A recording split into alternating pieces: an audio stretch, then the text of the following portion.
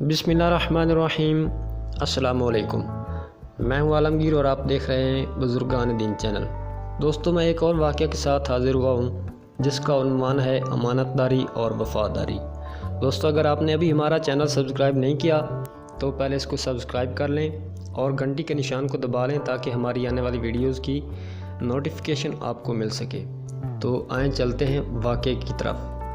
हज़रत अबू हुरैरा रज़ी अल्लाह ताला अन्हु फरमाते हैं कि रसूलुल्लाह सल्लल्लाहु अलैहि वसल्लम ने बनी इसराइल के एक शख्स का ज़िक्र किया कि उसने बनी इसराइल के किसी आदमी से कहा कि उसको 1000 दिनार उधार के तौर पर दे दिए जाएं। बनी इसराइल के इस आदमी ने कहा कि गवाह ले आओ ताकि मैं उनको इस मामला पर गवाह बना लूँ। उसने कहा कि मेरे लिए अल्लाह गवाह के तौर पर काफ़ी है। उसने कहा कि अच्छा, फिर कोई कफ़ील ले आओ। उसने कहा कि मेरे लिए अल्लाह ही कफ़ील काफ़ी है। उसने कहा कि ठीक है, तू सच्चा है। चुनाचे उसने 1000 दिनार मुकर्रर मुद्दत के लिए उसको दे दिए। बस वो शख्स बहरी रास्ता से रवाना हो गया और अपनी ज़रूरियात को पूरा किया। फिर उसने सवारी के लिए कोई कश्ती वगैरह तलाश की ताकि मुकर्रर मुद्दत के अंदर उसके पास वापस पहुंच सके, लेकिन उसको कोई कश्ती ना मिली। चुनाचे उसने एक लकड़ी लेकर उसको छीला और उसके अंदर 1000 दिनार रख दिए और एक रुक्का भी उस साहिब के नाम रख दिया और उस जगह को बराबर करके मजबूती से बंद कर दिया। फिर दरिया के किनारे आकर ये दुआ की कि अल्लाह, तू जानता है कि मैंने फ़लाँ शख्स से 1000 दिनार बतौर उधार मांगे थे। उसने मुझसे कफ़ील का मुतालबा किया तो मैंने कहा था कि अल्लाह ताला ही मेरा कफ़ील है।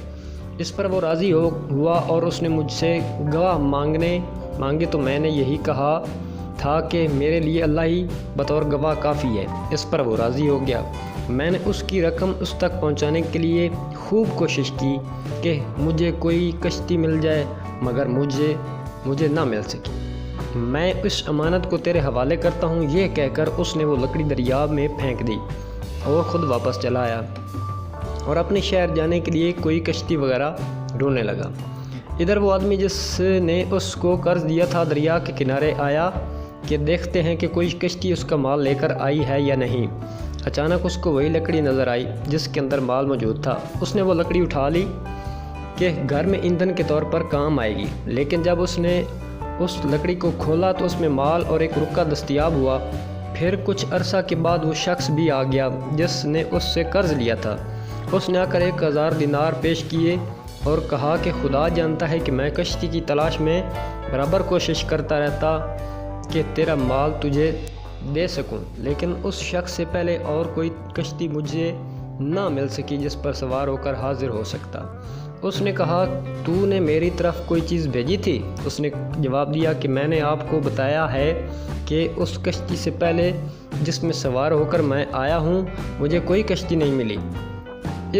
उसने कहा कि फिर अल्लाह ताला ने तेरा और कर्ज अदा कर दिया है जो तूने एक लकड़ी में रख कर भेजा था, लिहाजा तू अपने ये 1000 दिनार ले और वापस रवाना हो जा। तो दोस्तों, इस हदीस के फ़वाइद जानते हैं। मालूम हुआ कि किसी को एक मुद्दत के लिए कर्ज देना जायज़ है और फिर उसकी पूरी अदायगी वाजिब है।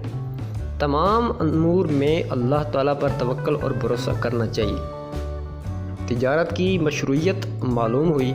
नीज़ मालूम हुआ कि तिजारती मामलात ज़माना कदीम से चले आ रहे हैं और तिजारत की गर्ज से उधार लेना भी जायज़ है, जबकि इंसान को यकीन हो कि वो उसको अदा कर सकेगा। साबित हुआ कि बनी इसराइल के वाक़यात बयान करना जायज़ है क्योंकि इन वाक़यात से वाज़ इबरत का सबक हासिल होता है। समंदर और दरिया में तिजारत करना और बहरी सफ़र करना जायज़ है। इंसान को चाहिए कि अमानत और दयानत, सदाकत और खौफ खुदा जैसी सिफ़ात हमीदा से अपने आप को आरास्ता करे। कातिब पहले अपना ज़िक्र करे। कर्ज और उधार के मामला में गवाह और कफ़ील का मुतालबा करना जायज़ है। कम कीमत अशिया जैसे लकड़ी, कूड़ा वगैरह कहीं भी पड़ा हुआ मिले तो उसको उठा लेना और उससे फ़ायदा उठाना जायज़ है। औलिया कराम की करामात का इस्बात हुआ, जैसे इस हदीस में एक लकड़ी जो सोने से भरी हुई थी मुतय्यना जगह पर बाहिफाजत पहुंची और सिर्फ उसके मालिक ने उसको वसूल किया।